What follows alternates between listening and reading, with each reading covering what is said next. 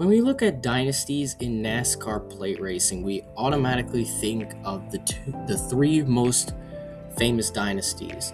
Dale Earnhardt Sr.'s dominance at Daytona, although it took him really long to win the Daytona 500, he won a bunch of races at that track and was overall one of the best racers in superspeedway history. Dale Earnhardt Jr. won 4 straight races at Talladega across 2001 to 2003 before winning 2 more in 2004 and in 2015, and was a great superspeedway racer overall, winning 2 Daytona 500s. Or if we want to go even more recent, we can look at Austin Hill's recent dominance in the O'Reilly Auto Parts Series on superspeedways, getting multiple wins across Daytona, Talladega, and Atlanta. But why don't we turn back the clock for just a second, because I'm going to show you the most overlooked dynasty in the history of all of plate racing. Now, again, I've made a video on this series before that technically wasn't a part of NASCAR for a long time, even though I had close ties to it, but I'm not in the mood for making a whole nother playlist just for this series. So we're going to go and turn back the clock all the way back to late 1980s for this one. This is the story of the secret Daytona dynasty. Born all the way back on July 21st, 1958, Bobby Gerhart was born into a racing family. His father, Bobby Gerhart Sr., was a race car driver when his son, Bobby, was a child, and he began racing stock cars even before he was born, and he began to master sprint cars and super modifieds, becoming the 1967 super modified champion at Susquehanna Speedway. I'm probably butchering the pronunciation, but I'm not in the mood for correcting it. He got over 40 victories at the Reading Fairgrounds Speedway and was the modified champion in 69 and 70, and won over 300 feature races in a career that spanned 3 decades.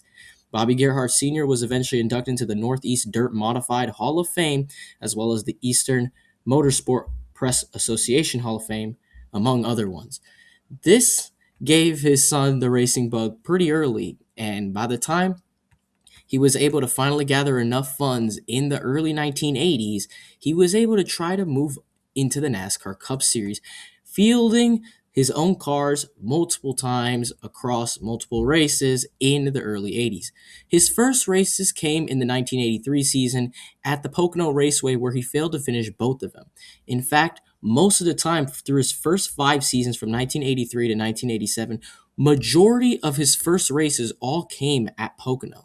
He made some select starts at North Wilkesboro, among other one-offs at Atlanta, Dover, and Michigan. He had a bunch of D&Qs spread across there as well, but he had a best finish of 19th at North Wilkesboro in 1984 across all those starts, being 19 in total, and Gerhart was basically just one of those backmarker drivers in the 80s of the NASCAR Cup Series, then the Winston Cup Series.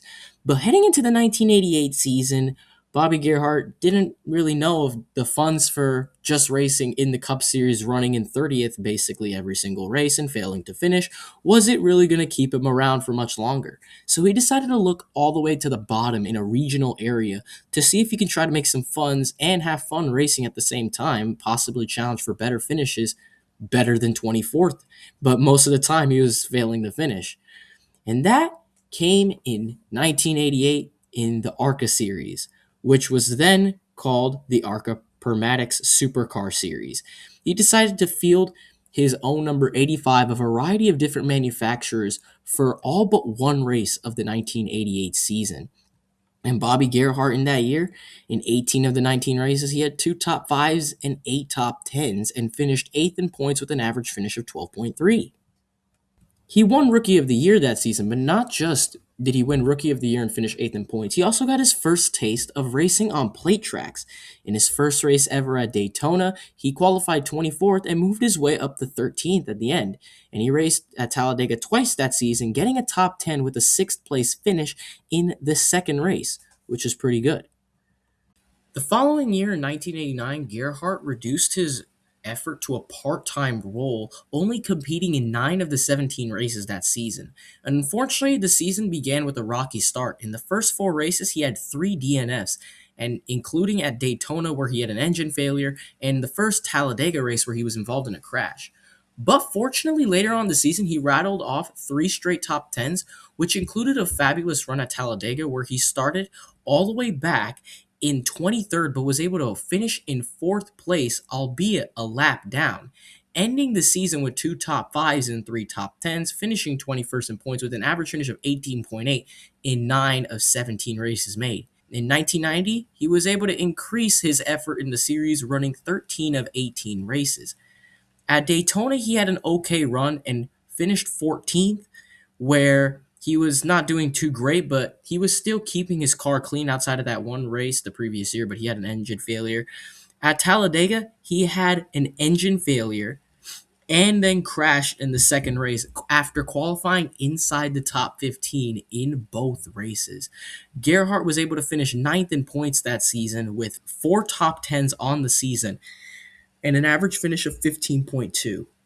But heading into the 1991 season, Bobby Gerhart, although he had already amassed 15 top 10s with four top 5s sprinkled in there, with two top 10 points positions across basically one full season of competition, he had still not led a singular lap in ARCA Series competition.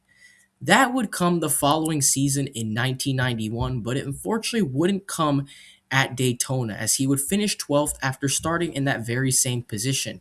And at Talladega, he was able to get a 7th place finish, but unfortunately in the second race, he did lead a lap, one of his first laps in ARCA Series history, but he unfortunately had another engine failure, this time on lap 63, and finished 24th after qualifying inside the top 5. That 1991 season was Bobby Gerhart's first in which he competed in all the races, having a best finish of third at the Flat Rock Speedway and ending the season with 5 top 5s, 10 top 10s, 7 laps led, and a 5th place points finish with an average finish of 11.5. In 1992, he would relegate his role again, once again, just again to a similar part-time effort as years past. Unfortunately, 1992 would be one of his worst years on record, failing to finish all but the first race at Daytona, where he had a struggling ride the entire time and finished in 22nd.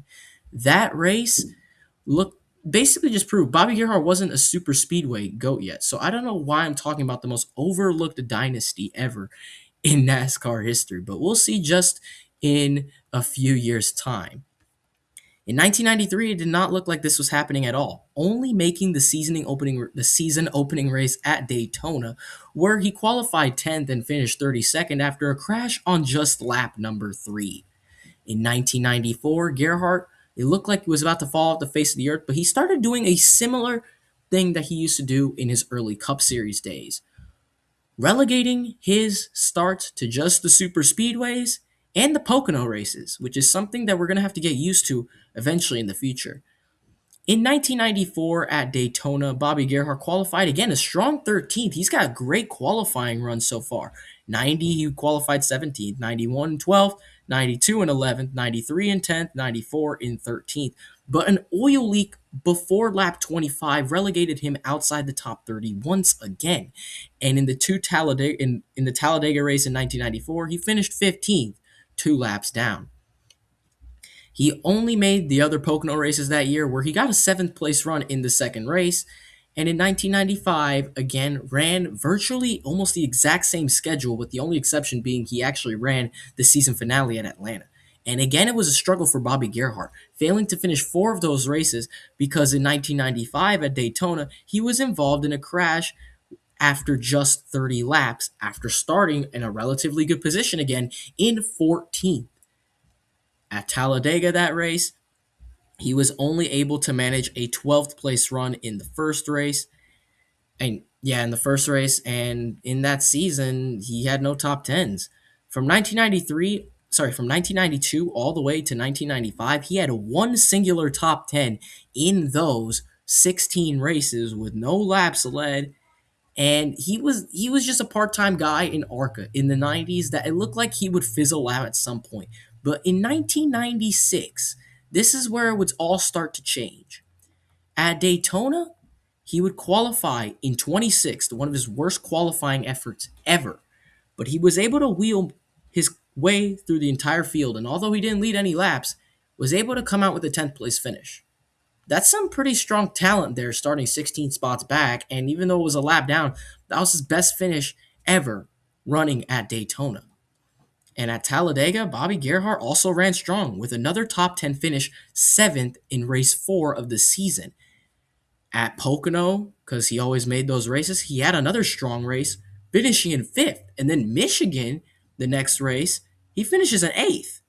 Although the next 3 races saw him fail to finish, that was 4 straight top 10s in his first 4 starts of 1996, which was pretty strong.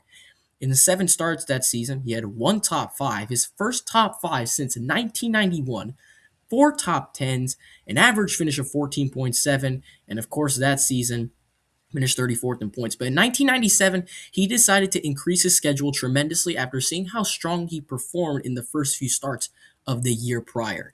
In 1997, at Daytona, he had an okay, mediocre kind of race, finishing 17th after starting 16th, a lap down. And at Talladega in 1997, in both races, he had a strong time. In 1997, he challenged for the win at Talladega, qualifying in 12th and going on to finish a strong third in the second race that season. In the only race that season, the one Talladega date in 1997 came all the way toward the end of the year.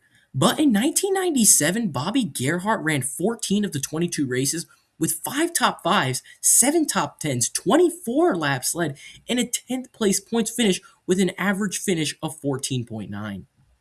In 1998, we were looking at Bobby Gerhart as an okay, but not the greatest super speedway racer of all time. That would all change in this season and his career trajectory as a whole. At Daytona to start the 1998 season, he would qualify inside the top 5, lead his first ever laps on the day at 4, challenge for the win the entire day, but would go on to finish in 8th, his second career top 10 at Daytona. And once again, ran majority of the schedule, 15 of the 22 races, where he got his first career pole at Michigan and had 2 top 5s, 6 top 10s. His 4 laps led at Daytona were the only ones on his season, with an average finish of 17.7 and finished 14th in the standings. And at Talladega, that race, even though he finished 30th after a crash in 74 laps, he qualified in 6th. He was getting better, and it looked like it was only going to go up in 1999. On Sunday, February 7th, 1999, Bobby Gerhart put his number 5 Chevrolet on the second position alongside pole leader Matt Hutter, who was driving for Ed Renzi. And right away, Bobby Gerhart looked to contend for this win. Matt Hutter held the lead as the race started through the first 10 laps, but eventually Gerhart was able to pass Hutter by lap number 10. And Gerhart led for multiple laps and was looking like he was going to be the main competitor for the win, leading 21 laps before getting passed by Mark Voigt for a few laps. Gerhart was having the race of his life, and by the time he got around Voigt on lap 45, it was a no contest. Gerhart would lead the last 36 laps uncontested en route to getting his first career ARCA victory in the 1999 First Plus Financial 200 at Daytona. Leading 57 laps in his most successful race in his career up to that point, was able to get Gerhart to run the full season for the first time since 1991. Gerhart tried to contend for the ARCA championship that year with a top 10 the following race at Atlanta. He would get multiple top 10s all season, but it was not the main guy to beat, those 2 drivers being Bill Baird, who would go on to win the championship, and defending champion and the ARCA GOAT, who at that time had only won 1 championship, that being Frank Kimmel. Gerhart was the best of the rest, however, though. That season, he ended 3rd in the standings with his first win, 4 top 5s, 11 top 10s, an average finish of 12.0, and he ran at the finish in 18 of the 21 races that season. Seeing the success from the year prior, Bobby Gerhart decided that he was going to run the full season again the following year in 2000, and he did not disappoint. At Daytona, wanting to defend his win, he qualified inside the top 10 once again and led 4 laps on the day, challenged for the win, and finished in second, nearly going back to back in the event. It was a stinger that he did not win 2 in a row, but don't worry, there'll be plenty of more of that later on, maybe if he could continue to have these great runs. The following race at Salem, he would finish 27th, and then he would finish second in race number 3. He would get another top 5 2 races later, but he was inconsistent on this season. In 2000, running all the races, he was able to get a pole at Winchester with 7 top 5s, 8 top 10s with no wins, only 7 laps led, down from the 82 the year prior, and an average finish of 13.1, finishing 5th in the standings. Unfortunately, it was a bit of a regression, but at Talladega that year, he had another strong run challenging for the win, finishing inside the top 5. But in 2001, unfortunately, Gerhart had to reduce his effort to a part-time entry, fielding his own car for 5 races and driving for Tim Steele's team at Watkins Glen. But at Daytona, Gerhart once again showed up, qualifying inside the top 10 and running up front the entire time and finishing in 6th? That's pretty nice. He wouldn't show up again until Michigan, where he failed to finish, but then at Pocono, where he made majority of his starts before then, and a track he probably has the most experience at in his entire career, finished in 6th. He failed to finish at Watkins Glen driving for Tim Steele, and then failed to finish in the second Pocono race. But at Talladega, we would see something different. Bobby Gerhart was driving a Pontiac for the first time in his entire career and would go on to get the pole at Talladega after an amazingly strong qualifying session. The 2001 Food World 300 at Talladega was race number 24 of 25 of the ARCA season. The championship had already been decided already. Just a few races ago, Frank Kimmel had an amazing season, going on to get 10 wins in the season and winning the championship by over 1,000 points. But at Talladega, this race was still undecided. Across the 113 laps of competition, we were going to see a hard battle for the win. But that wasn't the case. Bobby Gerhart qualified on pole and went on to lead 105 of the 113 laps en route to getting his second career win. Wow, that is definitely not something I was expecting. He ended the 2001 season with his win and his only top 5, 3 top 10s, another pole, 108 laps led, 3 of them not coming in that Talladega race, an average finish of 14.7. And in 2002, he came into Daytona with fire in his eye.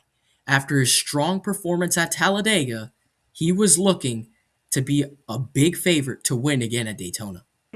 The 2002 Discount Auto Parts 200 at Daytona was going to be the season opener of the 2002 ARCA season. There were many favorites throughout this race, and Bobby Gerhart, who had won this race back in 1999, looked to be a strong favorite to win again. Qualifying inside the top 5 for what felt like the millionth time showed that he was going to be a strong contender, but unfortunately, he lost the lead on the opening lap to Billy Venturini. He was able to get the lead back on lap number 2 and would lead all the way on to lap number 19. There was a caution in between that, but there was weather in the forecast, so people were kind of racing aggressively because they didn't know if there was going to be rain coming. Eventually, Damon Lusk would take the lead from Bobby Gerhart and would hold the lead for 12 laps before being passed by Shelby Howard. Gerhart was being shuffled back a little bit, but was charging right down to the front because he would take the lead on lap number 37, but then a caution would come out on lap number 43, being for rain. After being under yellow for a while, the green flag would wave once again on lap number 51 with Gerhart out front. Just 2 laps later, though, a spin for Kevin Belmont, driving James Hilton's Ford number 48, caused a caution once again. But the showers had come down upon Daytona Beach, Florida, and after leading 36 laps of the scheduled 80, the race was declared official. Bobby Gerhart would get his second career win at Talladega after starting in 5th and leading 36 of the now 54 laps. What a race out of Bobby Gerhart, charging back to the front after getting shuffled back, leading the most laps to get his second win at Daytona. And for the rest of his part-time season, this was one of his best part-time efforts of his entire career. He would miss the next 6 races before showing up to the first race at Pocono, where he would have a strong race all day and finish inside the top 5. He would get a 7th place finish at Michigan. 2 races later, another top 5 at South Boston, and he got another top 5 in the second Pocono race. At Talladega, he would go on to get the pole for the second year in a row, trying to defend his win there. He was challenging for the win, leading 13 laps in the process, but unfortunately, overheating issues would get the best of him on lap number 95, as he would finish back in 26th position. In 2003, Bobby Gerhart once again was able to get the pole at Daytona. After 2002 saw him get 4 top 5s and 5 top 10s with a win in 6 starts and a pole and an average finish of 7.8, rumors were swirling as to Gerhart would attempt the full season in 2003, especially after getting the pole at Daytona.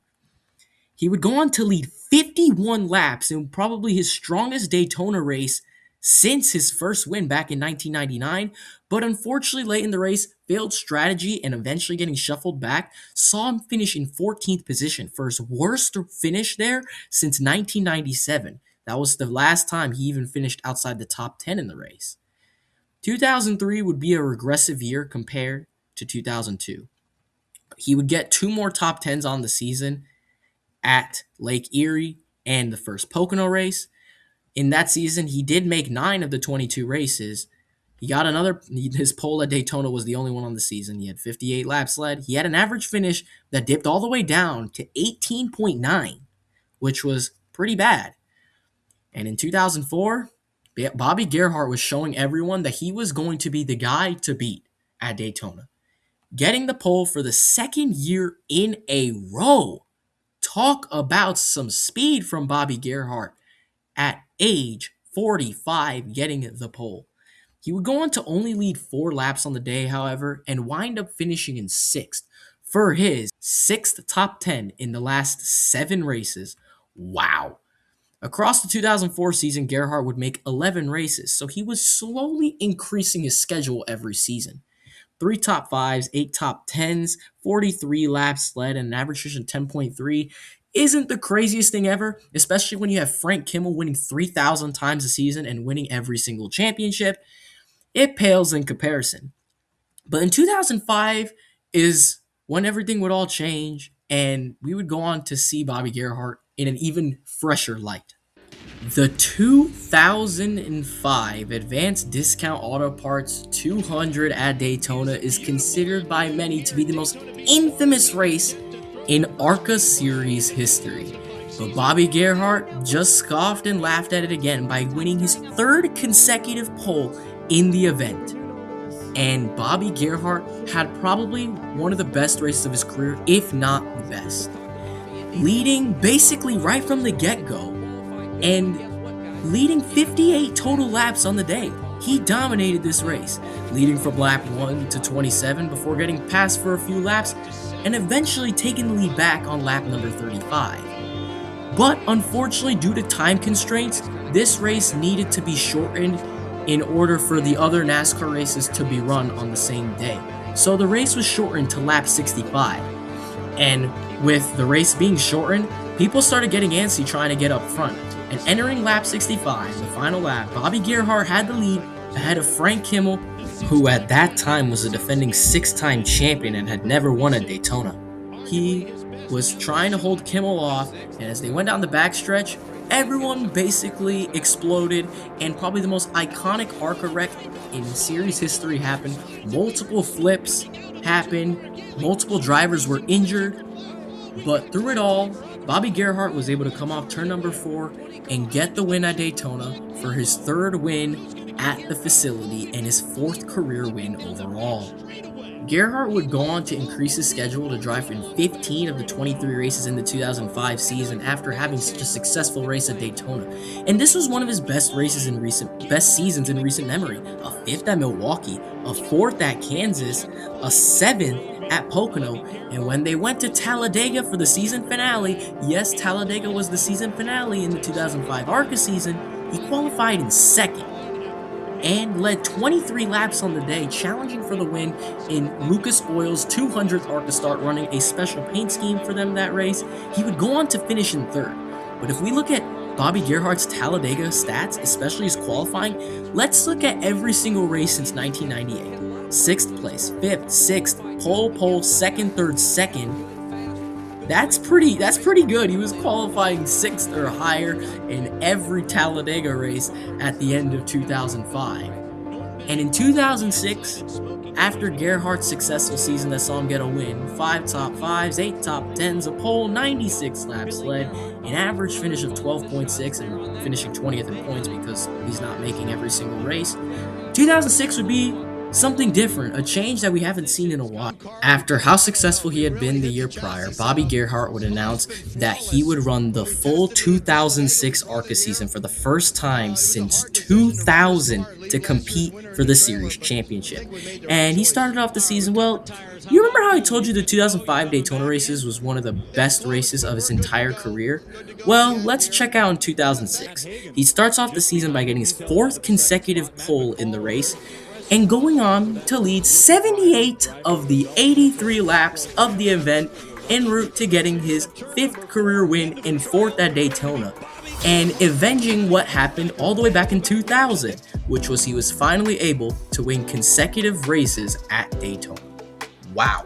Bobby Gerhart led 94% of all the laps in the 2006 Daytona ARCA 200. Wow.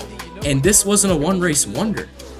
After the Daytona race, he would go on to finish 16th at Nashville, 3rd at Salem, 5th at Winchester, 20th in Kentucky, 10th at Toledo, and 5th at Pocono to have the points lead over Frank Kimmel, who was coming off his 7th career ARCA championship and looking for another one to add to his resume. And Gerhart continued to hold the points lead by over 100, 15th at Michigan, 6th at Kansas, and 8th at Kentucky. After 11 races, Bobby Gerhart held the points lead. After 10 races, Bobby Gerhart held the points lead over Frank Kimmel, who was having a disastrous, inconsistent start to the season. Could Gerhart potentially have an upset championship season? At age 47, he was trying so hard, but unfortunately he lost the points lead after Berlin, and for the remainder of the season struggled to find the consistent top 5s that he found early on in the season, not scoring one for the rest of the year. 2 DNFs late in the year did him in, and by Kimmel winning at Talladega, where Bobby actually got the pole for that race for a second on the season. Kimmel was able to clinch the championship by only 215 points, the least amount of points he ever was able to win the championship by, as Bobby Gerhart ended the season second in the championship in his first full season effort since 2000. But if you look at the raw numbers, Bobby Gerhart had 1 win, 4 top 5s, 13 top 10s, 2 poles, 116 laps led, a career best, and an average finish of 11.6, finishing on the lead lap in 13 of the 23 races. Frank Kimmel had 4 wins. He had 13 top 5s and 15 top 10s with an average finish of 10.4, which wasn't great for his standards, but he won the championship by over 200 points. Bobby Gerhart, though, had a great start to the season and an amazing Daytona win. Could he continue that run in 2007? Gerhart began the 2007 season with the intention of running for the full season championship for the second season in a row after barely losing the championship the year prior by 215 points. And shockingly, for the first time since 2002, Bobby Gerhart would not win the pole for the Daytona season opener, as he would qualify second alongside pole sitter Aaron Crocker. Don't ask me how that happened. And right from the get-go, Gerhart would run up strong, leading the first 30 laps of the event before eventually getting past under caution, and he would lose the lead. Mario Gosselin would end up taking the lead after 20 laps. Many of the competitors had been taken out early on in the race because there was a big crash on lap number 12, but Gerhart was able to run back up strong, and after another caution, a little bit after the halfway point, as the green came out on On lap 57, Bobby Gerhart was able to pass Mario Gosselin for the lead under caution, but when the green flag came out on lap number 62, Gerhart went to the win uncontested, leading 54 laps on the day en route to getting his third consecutive win at Daytona for his fifth at the facility and sixth career win. Gerhart just put himself into some unfamiliar territory, man. Getting a three-peat, I don't care what series you're driving in stock car racing, getting a three-peat at the World Center of Racing and 5 wins overall is just insane. And the crazy part is the success rate Bobby Gerhart had at Daytona. With his crazy good race in 2005 in Domination, his insanely overpowered video game rookie level-esque type performance in the 2006 edition where he led 94% of the laps, and in 2007 leading 54 laps out of the 80 to go on to win for the third season in a row. And remember, he won back in 99 and 02. All 5 of his Daytona wins at this point had come where he led the most laps in the event. Remember, in 2007, Gerhart was also battling for the full season championship. Unfortunately, he had a really bad start to the season, failing to finish 2 of the next 3 races before getting a couple more top 10 sprinkled through the mid portion with the best finish of 4th at Winchester, and he had a 9th place finish at Kansas before that where he led a couple of laps. Unfortunately, in race number 14 of the season, in the second race at Pocono of the 2007 season, a neck fracture that Gerhart suffered in a crash unfortunately forced him to sit out for the rest of the season, and in doing so, missed the Talladega race for the first time since 1993. Gerhart would end the season, well, he would fall to 19th in points with an average finish of 12.9 with 1 win, 3 top 5s, 7 top 10s in 14 races, 60 laps led. And in 2008, that meant that he was going to reduce his schedule to a part-time role like he had done in years past. Gone was competing for the full season championship, unfortunately. But in 2008 at Daytona, he once again had another strong race, qualifying inside the top 5 by qualifying in 4th. But unfortunately, he did not find himself in the front like he was used to, only leading 4 laps on the day, but he was able to wind up finishing in the same position he started in 4th. That season, he had an alright year. He had 3 top 5s and 3 top 10s in 15 starts. Those 4 laps led were the only ones he led on the season. An average finish of 18.3, and entering age 50, it looked like his potential at becoming a super speedway GOAT was diminishing as he was entering age 50. At Talladega in 2008, he even had a top 5 qualifying speed and finished 3rd. But in 2009, it was a tough one for Bobby Gerhart, as at Daytona, qualifying in 6th, which was his worst qualifying effort since 2001, which was also a top 10 effort, he only was able to last 61 laps before being involved in a crash. For the first time, he failed to finish at Daytona since 1995, being classified 19th in the final order. And it wouldn't be so much better for Gerhart at Talladega, as at Talladega early in the season, they swapped the dates that season, so it was race 4 instead of usually the penultimate race. He qualified in 7th position, but unfortunately only lasted 85 laps before getting involved in another crash and finishing 26th with no laps led. The last time he led laps at Talladega came in 2006, where he led 12. And that season, Gerhart had 1 singular top 10 on the year coming at Pocono, where he finished in 9th. And he had an average finish of 16.1 in only 8 races made. It looked like Bobby Gerhart was losing his touch, not only at the super speedways, but maybe time had caught up with Bobby Gerhart finally at age 50. Lucas Oil's flagman Bobby Gerhart was losing his touch on the super speedways, or so it seemed, because in the 2010 Lucas Oil Slick Mist 200, Bobby Gerhart qualified himself in 8th. Most people remember this race for being Danica Patrick's first race ever in stock cars, and one of Ricky Carmichael's first races in stock cars as well. So most of the broadcast was focused on them. However, James Buescher got the pole driving for James Finch and rocketed right out to the lead right from the get-go. But unfortunately, after the first caution, Bobby Gerhart felt issues with the car and decided to bring it down pit road to try to take advantage of being under caution. But unfortunately, they would have to open up the hood and try to see what was wrong with the car, and Gerhart lost tons of track position, which was not good if he wanted to have a good finish in the race. But what would transpire next would be one of the craziest things that I've ever seen and witnessed, at least on a screen.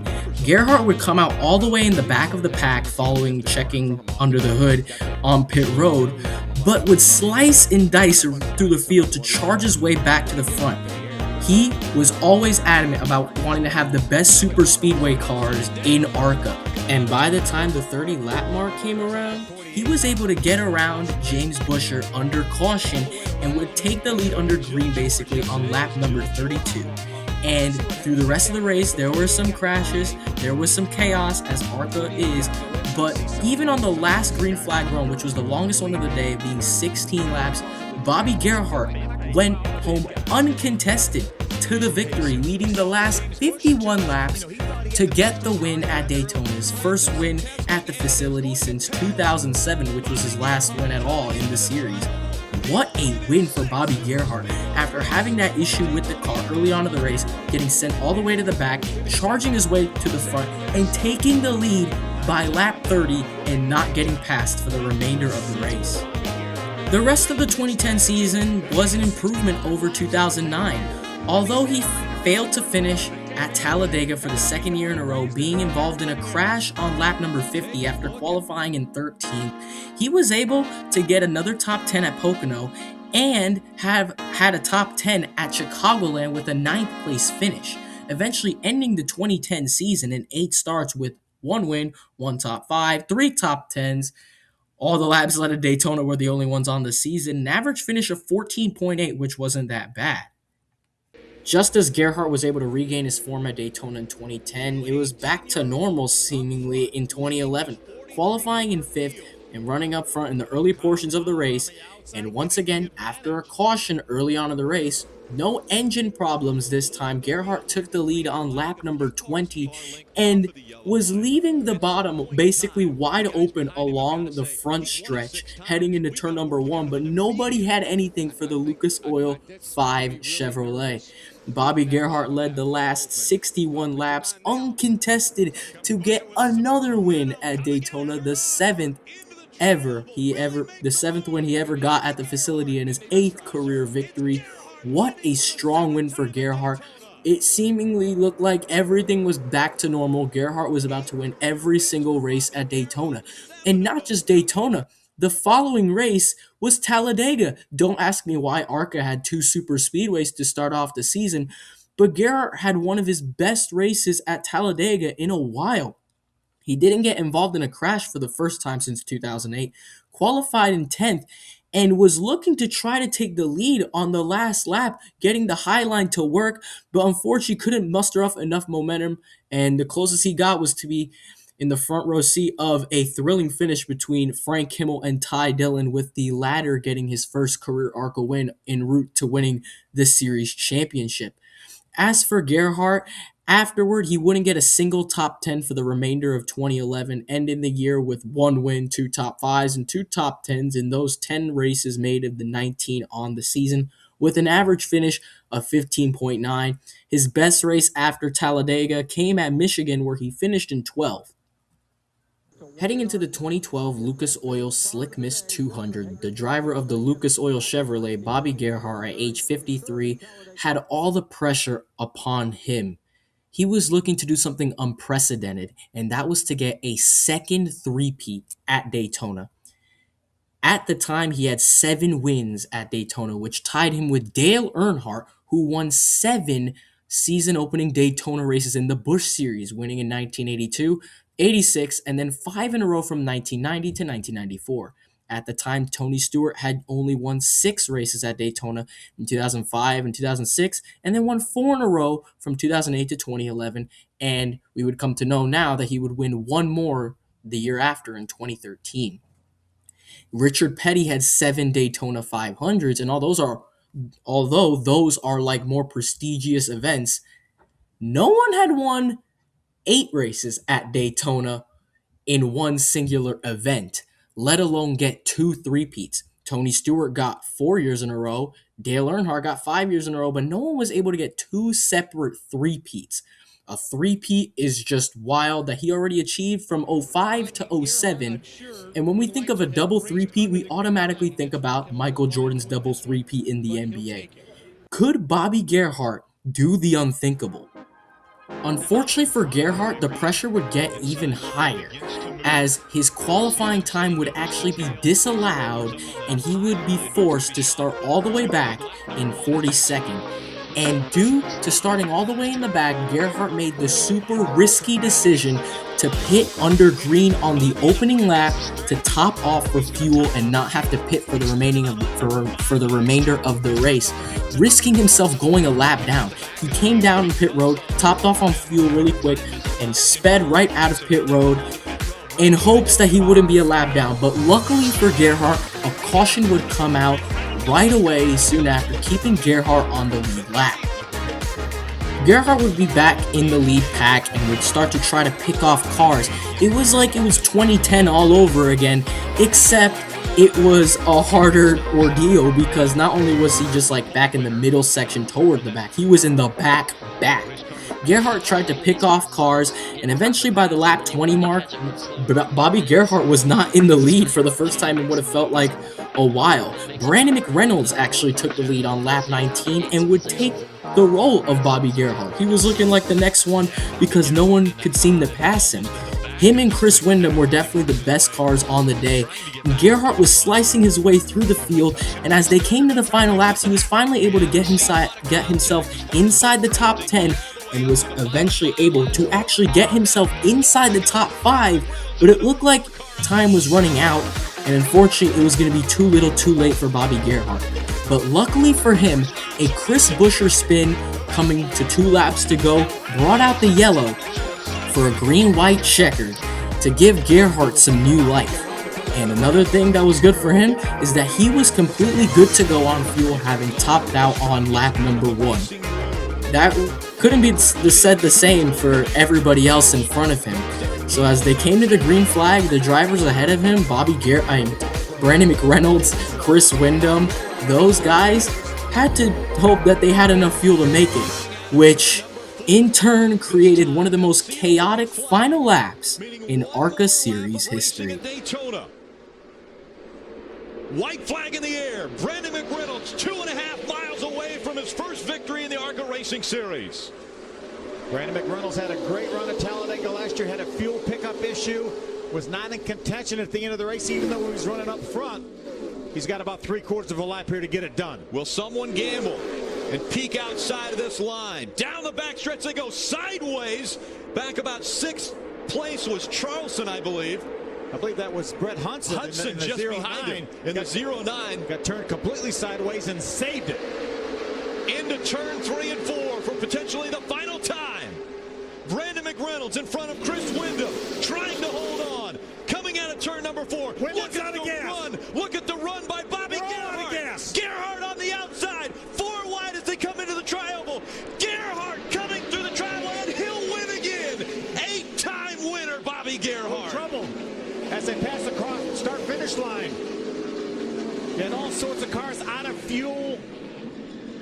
Great variation in speed, and somebody got together. They need to slow it down here. This race is over.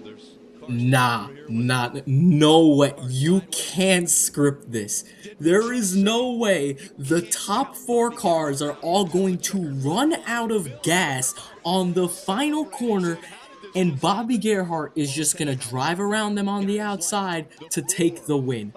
From basically last, 42nd on the grid at the start of the race to get the win, leading only 1 lap on the day. And this is another thing that we got to take note of.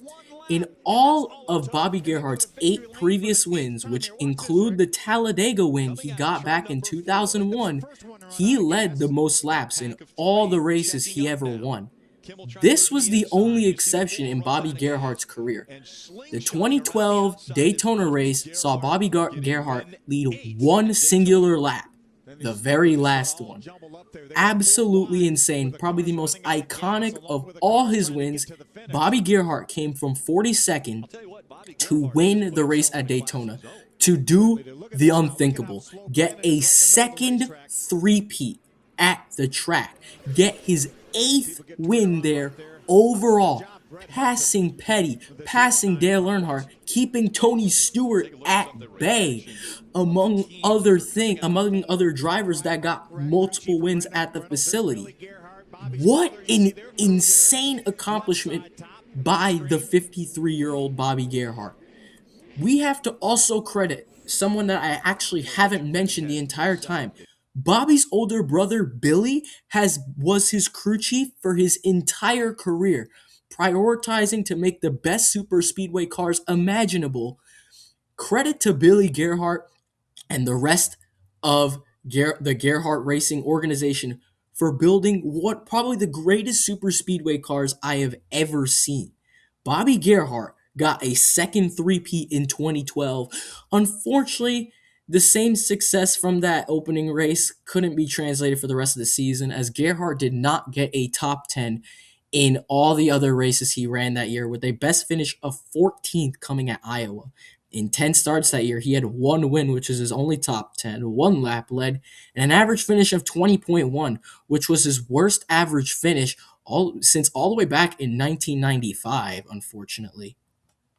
But then again, we gotta look back at it. You just can't script this. Brandon McReynolds becoming the new Bobby Gerhart, leading 64 laps since lap 19, was looking to get his first career ARCA win, and all of a sudden, the fuel tank went empty. He ran out of gas. Chris Windom ran out of gas. Third and fourth place ran out of gas. Everyone ran out of gas except for the man who risked it all on the opening lap.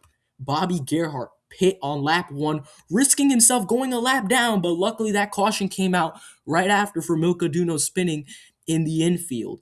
Gerhart swept to the outside and went by all of them. There is no way you can script that at all.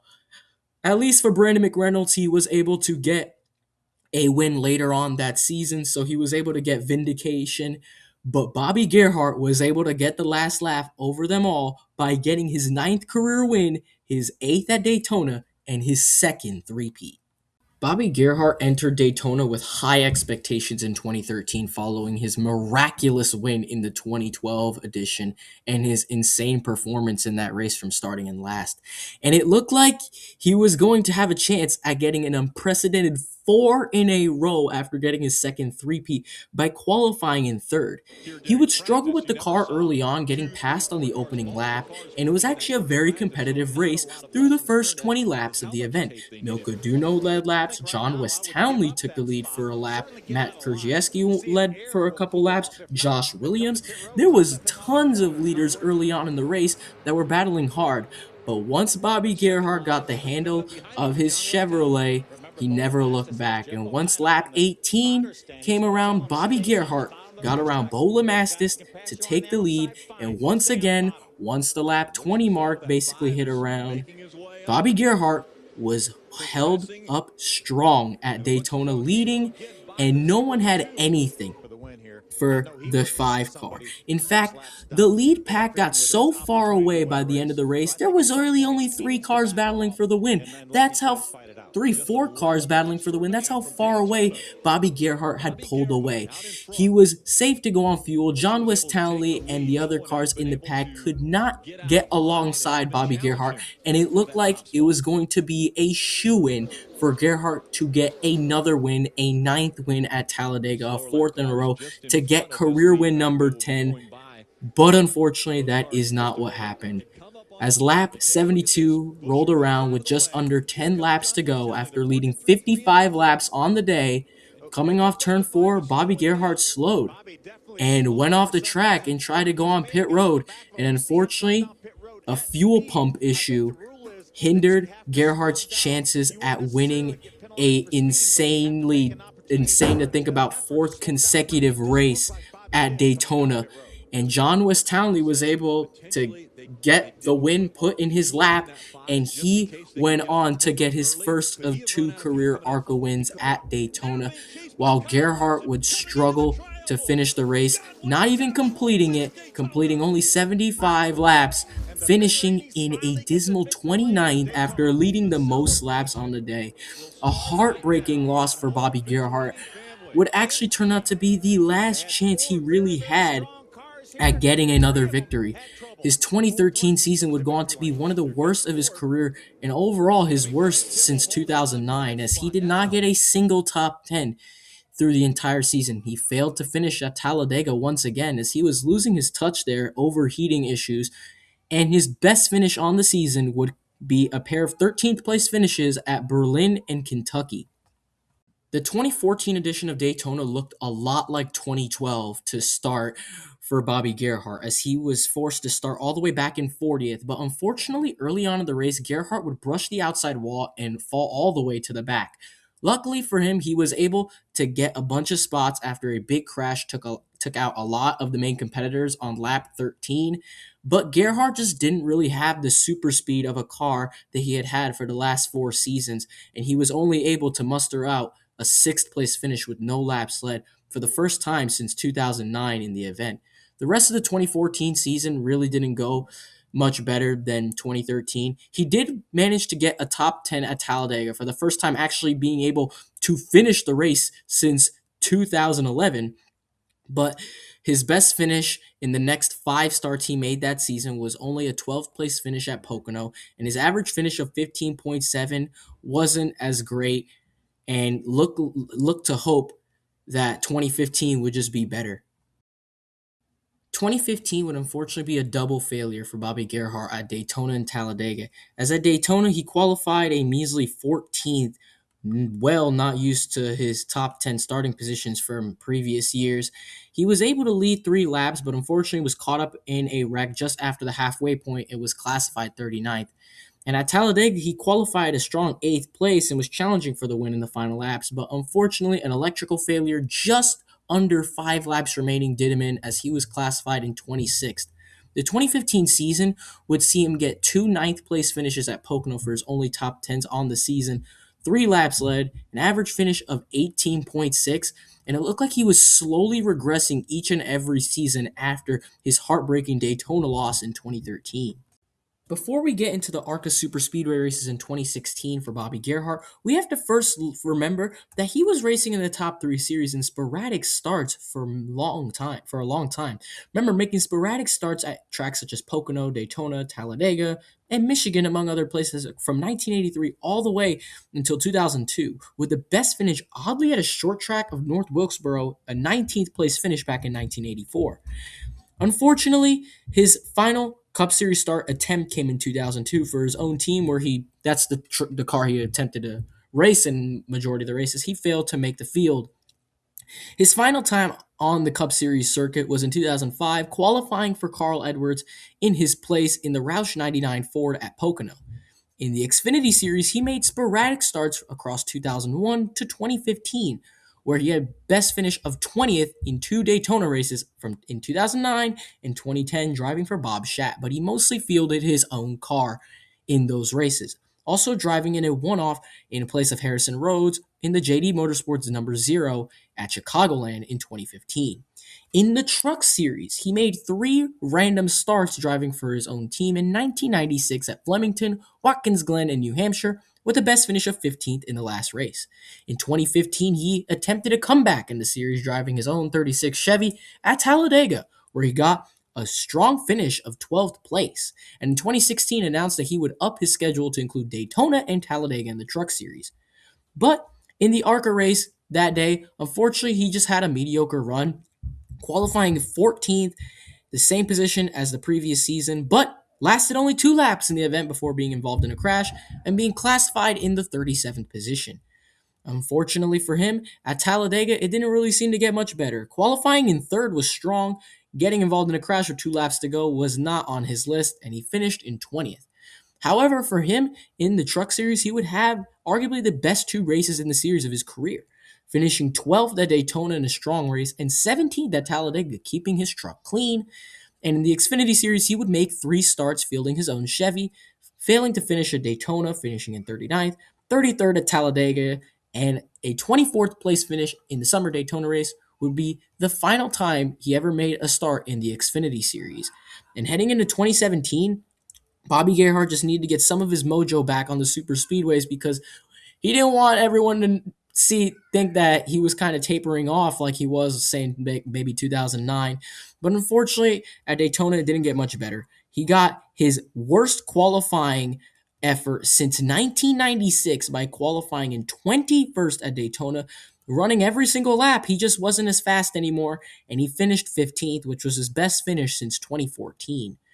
And unfortunately for him, he only got one top 10 on the season, which was a 7th place finish at Talladega, which was, albeit, a strong performance by his standards. But unfortunately, across 2016 and 17 in ARCA series, Gerhart only managed 0 top 10s and 6 starts in 2016 with an average finish of 21.2, which was his worst average finish ever since 1995. In 2017 and 9 starts, he only had one top 10 with an average finish of 15.8, albeit he did have 1,021 laps completed, which was among some of his highest seasons in laps completed when it comes to the part-time starts. In the Truck Series that year, he failed to finish at Daytona, finishing in 21st, but got a career best 11th place finish at Talladega in the Truck Series. Throughout 2017, it was tough for Bobby Gerhart and especially a lot of the small teams because this was the year the Gen 4 car was basically phased out of ARCA. It had been 10 years since the Cup Series got rid of the Gen 4, and now ARCA had to replace it with the Gen 6. Gerhart was able to replace the car, but definitely the funds were lowered. And in 2018, he was only able to snag a 12th place finish at Daytona after starting in 29th, so a good uphill battle, but again, just not as fast as he used to be. But at Talladega, he was able to have one of the final great races of his career, qualifying in 7th and finishing in 8th. A strong, consistent performance. Throughout the rest of the season, though, he was able to finish inside the top 25 in all the remaining races he ran with a best finish of 14th at Gateway. That year in 6 starts, he had one top 10, an average finish of 15.2 in 6 starts. And in the Truck Series that year, he missed the Daytona opener, unfortunately, but he made Talladega. Unfortunately, he crashed out of that race, failed to finish, and finished in 23rd. But unfortunately, our story comes to a close the following year in 2019 because Gerhart's funds were lowering, unfortunately. He was becoming a backmarker car. He wasn't the superpower that he was at Daytona in years past, and it showed that year. At age 60, qualifying in 24th, a far cry from his consistent pole threats every single season, and he was only able to muster up a 13th place finish, bagging $3,500 for his efforts. And in the Truck Series, the next time he went there at Daytona, he was able to make the field and was in the pack challenging for the win in the final laps. But unfortunately, a crash in that number 63, which was his own truck that was also in a partnership with Cop Motorsports in that number 63 Chevy, he would crash and be classified 11th in the final order. Gerhart would run the rest of the 2019 ARCA season with 7 total starts. He would not get a single top 10, the first time since 2016 that he ended the season with no top 10s. He got a 13th place finish at Talladega in another decent race for himself after starting in 17th. He failed to finish Pocono, and then toward the end of the season, he started making more races. 12th place finish in the second Pocono race, a 14th place at Illinois State, a 12th place at DuQuoin, and in what would become his final career ARCA Series start, he would finish 11th at IRP to end the season with an average finish of 13.0. Now, how is this the final story? Because Gerhart thought he had a lot left in the tank, that he was still going to keep racing. Well, unfortunately, in December 2019, just after the end of the NASCAR season, Bobby Gerhart unfortunately suffered a heart attack that would force him into retirement prematurely by his standards. So as our story comes to an end, Bobby Gerhart's team, Gerhart Racing, has only fielded a car in one more ARCA race coming at Daytona in 2022 with driver Dale Quarterly, who drove the car to a solid 12th place finish.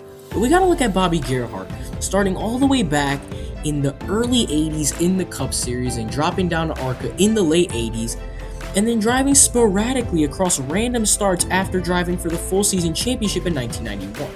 Across sporadic starts from 1992 to 1998, He seemingly got better and better on the superspeedways, but not in huge margins. He was finishing 10th at Daytona 96, 7th that same year, 5th at Pocono, 8th at Michigan, and it all came together in 1999 when he got his first career win by leading the most laps at Daytona, and he also battled for the full season championship that year, finishing in 3rd.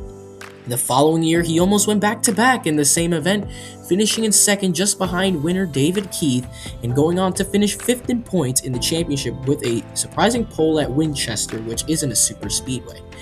He would go back down to driving sporadically for their next couple of seasons, which the 2001 season, although he didn't win Daytona, he earned his 2nd career win, one of the most dominating Talladega performances I have ever seen, winning the pole and leading 105 of the 113 laps. The following year in 2002, he was able to win a rain-shortened Daytona race by leading the most laps. In 2003, got the pole, but unfortunately after leading the most laps, faded to a 14th place finish. 2004, another pole and a strong 6th place run.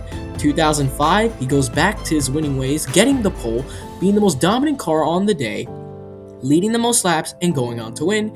In 2006, probably has one of the strongest races I've ever seen in any stock car race I've ever seen, by leading 78 of the 83 laps after getting the pole to get the win for the 2nd year in a row, avenging what happened back in 2000.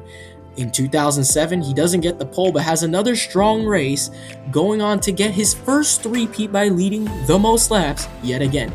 Unfortunately, in 2006, he ran for the full season championship for the first time since 2000, finishing runner-up to Frank Kimmel, but unfortunately the following year, a neck fracture suffered in a crash at Pocono put him back down to a part-time effort. In 2008, he got a strong 4th place finish at Daytona and a 3rd place at Talladega. Keep in mind, he's getting good Talladega runs every now and then. He just hasn't been able to duplicate his winning success from 2001. After it looked like Gerhart was falling off in 2009, wrecking in multiple races and not looking as fast as he used to, he went off in 2010, coming down all the way from the back of the field to go on to win the race by leading the most laps, which was followed up in 2011 by probably 2 of the strongest races in his career in superspeedways, leading the most laps at Daytona, getting another win, and then going on to get a 3rd place finish at Talladega, challenging for the win in the final laps. Then came 2012, and what probably is the most iconic win of his career. Bobby Gerhart comes from 42nd position, all the way basically last, to come around to lead one singular lap on the day, the most important one, to get his 9th career win, 8th at Daytona, and his 2nd three-peat. Unfortunately, the following year, he led the most laps once again, but a fuel pump issue relegated him to the 29th position, preventing an unprecedented 4th consecutive win in the event. No one has matched Gerhart's success at Daytona in the ARCA series. Since 2012, the only repeat winners are John West Townley, Grant Infinger, Michael Self, and Corey Heim, and none of them have won that race more than twice. So it seems unlikely that Bobby Gerhart's success in the ARCA series at Daytona is unlikely to ever be matched. And I doubt that it will ever be matched in any of the top 3 series as well, when it comes to having not just 8 wins in Daytona, but a double three-peat. Tony Stewart couldn't get a double three-peat. Dale Earnhardt couldn't get a double three-peat.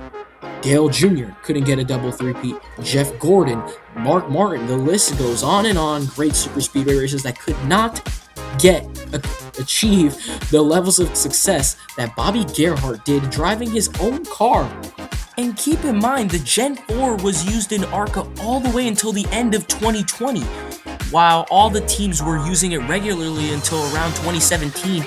That's like 10 years after the NASCAR Cup Series phased the Gen 4 out of existence, basically deemed it obsolete and replaced it with the COT.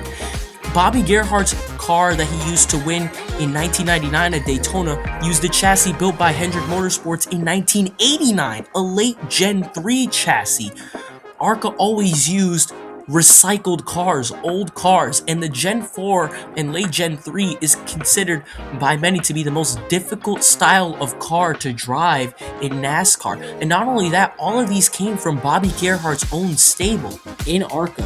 The only time he did not drive his own car across his entire ARCA career that spanned a grand total of 341 starts across 32 years was at Watkins Glen in 2001 when he replaced Tim Steele. This is definitely one of the craziest things I've ever seen. The success rate at superspeedways for Bobby Gerhart is unmatchable, and I don't think it will ever be seen again.